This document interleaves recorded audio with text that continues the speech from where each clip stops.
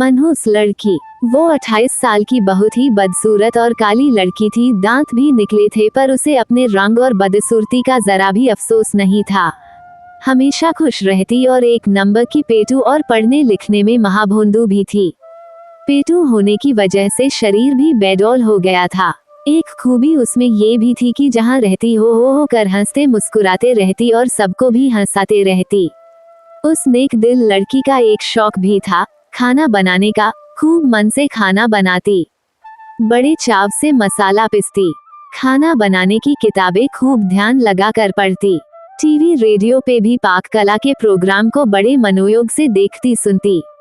उसे कोई भी खाना बनाना होता तो बड़े प्रेम से बनाती।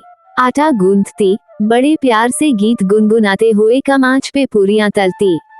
सब्जी, चटनी, खीर हो या मटर पनीर, सब कुछ लाजवाब बनाती। जो भी उसके खाने को टेस्ट करता बिना तारीफ किए ना रहता।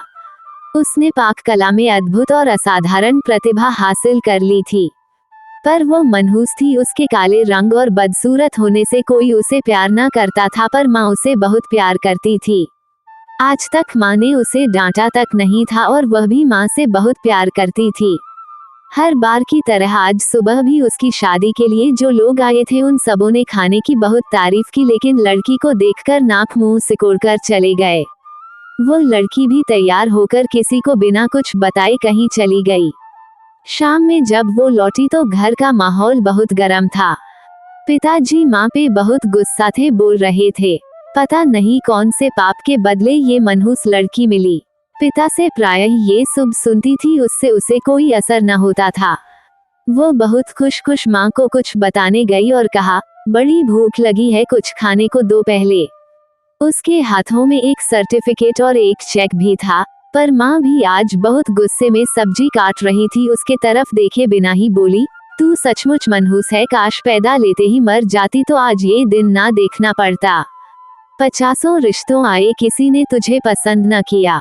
उस मनहूस लड़की को माँ से ऐसी आशा ना थी। उसका दिल बैठ गया और उसकी खुशी उड़ गई और उदास होकर माँ से बोली, मैं सचमुच मनहूस हूँ माँ, क्या मैं मर जाऊँ?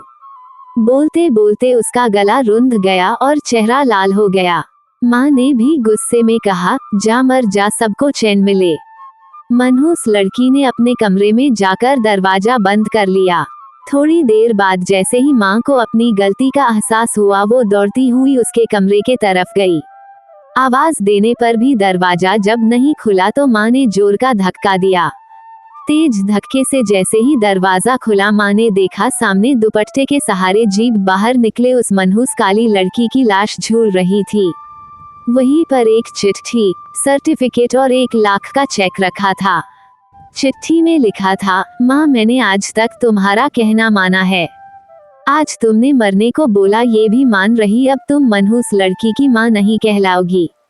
मैंने पढ़ने की बहुत कोशिश की पर मेरे दिमाग में कुछ जाता ही नहीं, पर भगवान ने मुझे ऐसा बनाया, इसमें मेरा क्या कसूर।